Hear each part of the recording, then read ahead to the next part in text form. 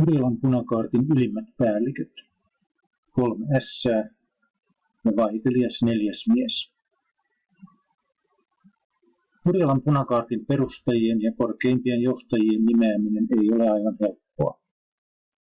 Käytettävissä ei ole perustavan kokouksen pöytäkirjaa, ja muutenkin kaartin asiakirjoja on säilynyt vain niukasti.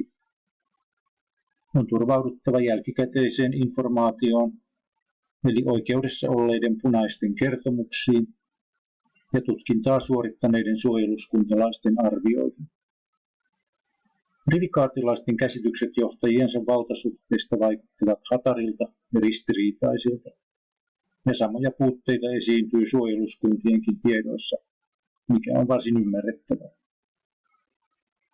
Yllättävämpää on, etteivät myöskään eloon jääneet punaiset esikuntamiehet olleet kuulusteluissa yhtä mieltä siitä, ketkä punakaartin perustivat ja sitä johtivat. Heidän kohdallaan kyseessä saattaa olla taktinen huonomuistisuus. Useiden satojen oikeudenkäyntiasiakirjojen ja muiden dokumenttien valossa nousee esiin 3 nimeä perustamisvaiheen puuhamiehinä ja johtajina koko pitäjän tasolla. Nämä Urjalan punaisten 3 ässää ovat mäkitupalainen Erla Salmi, Seppä Kalle Soini ja taidemaalari Lauri Saari. Lanti Salmi oli 54-vuotias työväenliikkeen veteraani, mäkitupalainen Kampparin kylältä, Humppilasta syntyisin. Oman kertomansa mukaan hän oli ollut yli 20 vuotta Honkolan kartanon palveluksessa. Urjalan suojeluskunnan mielestä hän taas ei ollut juuri koskaan tehnyt mitään työtä.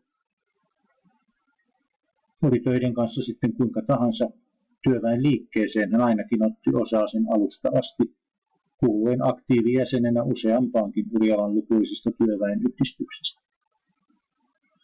Hän oli ollut punakaartiakin puuhaamassa jo 12 vuotta aikaisemmin, mikä valkoisella puolella myöhemmin hyvin muistettiin. Mitä ilmeisimmin hän oli Urjalan punakaartin esikunnan puheenjohtaja.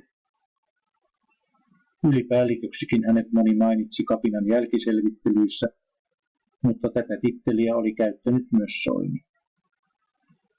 Oikeudessa Salmi johdonmukaisesti ja tiukasti kiisti päällikkyytensä, selittäen olleensa vain sijaisena oikeiden päälliköiden eli Soinin ja Saaren oleskellessa pääosin muualla. Näyttöä päinvastaisesta sisältyy kuitenkin asiakirjoihin todella huomattava määrä todistajan lausuntojen, ilmiantojen ja Salmen itsensä kirjoittamien monenkirjavien lupalappujen ja määräysten muodossa. Ainoassa säilyneessä punakaartin esikunnan kokouspöytäkirjassa nimetään Salmi esikunnan puheenjohtajaksi ja Soini ylipäälliköksi. Toimenkuvien ero ei vaikuta aivan selkeältä, mutta ylipäällikölle ilmeisesti kuuluivat enimmäkseen vain sotilaalliset asiat, kun taas puheenjohtaja vastasi myös siviilihallinnosta. Kalle, eli virallisesti Kaarle Soini, oli puolivälissä 4. vuosikymmentään kirjoilla Tammelassa, mutta vakituisin asuinpaikka oli Urjalan Huhdissa.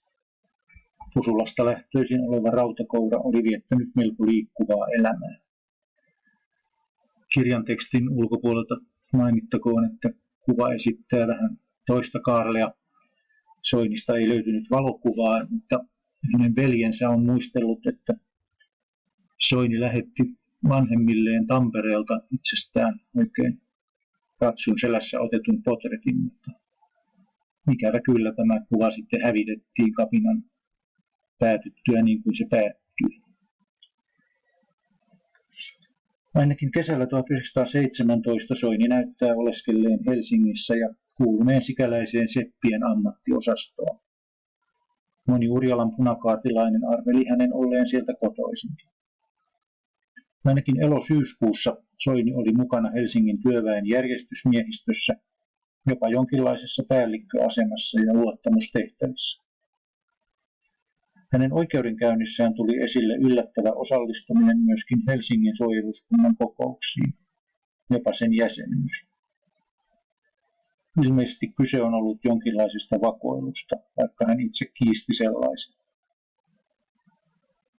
Soinin yksityiselämä oli ollut vähän risaista. Oli tullut sakkotuomioita näpistyksestä ja viinan myynnistä. Ja taisi sitä viinaa riittää omaankin käyttöön. Kapinasta Soini innostui niin, että päätyi paitsi perustamaan Urjalan punakaartia, myös Toijalan kaartin ylipäälliköksi, tosin vain vähäksi aikaa. Erään todistajan mukaan Soini olisi jopa kehustellut olevansa myös Forssan punaisten johtaja, mutta siitä ei ole löytynyt näyttöä.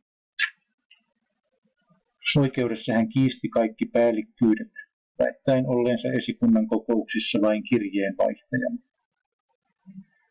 Väitteiltä vei pahasti pohjaa joulukuinen edustajuus Tampereen punakaartikokouksessa ja varsinkin sieltä Urjalaan lähetetty kirje, jossa Soini itse käyttää ylipäällikön titteliä. Hänen tiedetään myös kanniskelleen Honkolan kartanosta kähvellettyä komeaa sapelia, ja miekka oli punakaartissa päällikköaseman ulkoinen tunnus. Esikunnan jäsen Soini ilmeisestikään ei ollut. Ylipäällikkyydestä huolimatta hän näyttää puuhailleen paljon miehistötason tehtävissä, kuten varusteiden takavarikoinnissa kaupoista. Rintamalla ollessaan hän johti aluksi vain plutoonaa, myöhemmin komppaniaa. Laukeilassa syntynyt Lauri Saari oli hänkin työskennellyt pitkään Helsingissä. Ura alkoi rakennusmaalarina, eteni koristemaalaukseen ja lopulta hän ryhtyi taidemaalariksi. Soinin tavoin hänkin kuului helsinkiläiseen ammattiosastoon, mutta ei mitään viitteitä ole löytynyt siitä, että hän olisi jo siellä ollut mukana järjestyskaartipuuhissa. Sen sijaan Saari, joka oli paitsi sosialisti, myös hyvin uskonnollinen, näyttää saaneen pääkaupungista toisenlaisia vaikutteita. Touko-kesäkuussa 1917 kristilliset anarkistit Arvid Järnefelt ja Jean Volt pitivät Helsingin kirkoissa suurta huomiota herättäneitä omavaltaisia puhetilaisuuksia. Saari toteutti Urjalan kirkossa jotain samankaltaista. Valitettavasti saarnan sisällöstä ei ole tietoa. Voltin tapaan Saari hyväksyi myös väkivaltaisen vallankumouksen ja päätyi kolmanneksi punakaartin puuhamieheksi sen perustamisvaiheessa. Oikeudessa sekä Salmi että Soini väittivät nimenomaan Lauri Saarta Urjalan punaisten ylimmäksi päälliköksi, mutta väitteille on vaikea nähdä perusteluja. Punakaartin ensimmäisten viikkojen aikana Saari johti asetakavarikkoja suorittavaa plutoonaa, eikä tiettävästi osallistunut esikunnan työhön. Ja lähdettyään Urjalasta helmikuussa ensimmäisen rintamakomppanian päällikkönä, hän palasi pitäjään vasta vuosia myöhemmin vankilasta päästyään. Kirjan tekstin ulkopuolella voisi mainita tästä kuvasta, joka on otettu ilmeisesti Länkipohjassa, mutta sen ottajasta ei ole mitään tietoa eikä kuva originaalia ole mistään löytynyt. Tämä on kopioitu Eero Kopiston taidelehteen 70-luvulla kirjoittamasta artikkelista. Jos jollakulla sattuu tämän kuvan originaali olemaan, niin olisi mukava nähdä se, ja varsinkin jos tietäisi vielä ottajankin. Neljäntenä on mainittava puuseppä Mooses Jeppinen. Hän oli vähän ennen kapinaa muuttanut Hämeenlinnasta Urjalaan, kun työpaikka siirtyi Akaan Tampinkoskelle.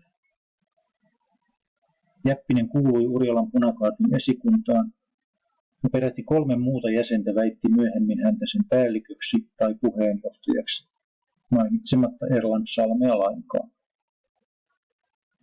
Tätä yleisestä linjasta poikkeavaa väitettä ei voi noin vain ohittaa. Kyseinen kolmikko, Artturi Katajasaari, Kalle Kari sekä Juho Kustaa Salonen olivat näet muutenkin varsin puheliaita kuulusteltavia, ja erityisesti 2 ensin mainittua tunsivat sihteerinä ja rahastonhoitajana esikunnan asiat varmasti tarkkaan. Mutta vaikka Jeppinen vaikuttaakin olleen henkilönä jyrkkä ja dominoiva, ja lienee ollut käskijänä joissakin punakaartin väkivallan töissä, mitään muuta näyttöä ylipäällikkyydestä ei oikein löydy. Hän oli kyllä jonkin aikaa komppanian päällikkönä Tampereella, mutta palasi sieltä pian Urjalaan. Hyvin monet rivikaartilaiset mainitsivat hänet esikunnan jäseneksi mutta vain parisen johtajaksi. Hänen jäljiltään ei myöskään ole jäänyt yhden yhtä käskykirjettä tai muuta kirjallista dokumenttia. Tulee mieleen, olisivatko Katajasaari, Kari ja Ahonen valehdelleet Salmen ja samalla itsensäkin eduksi. Jäppinen näet teki kapinan loppuvaiheessa itsemurhan, joten hänen päälleen olisi voinut huoleti sälyttää johtajan vastuuta ilman lavertelun pelkoa.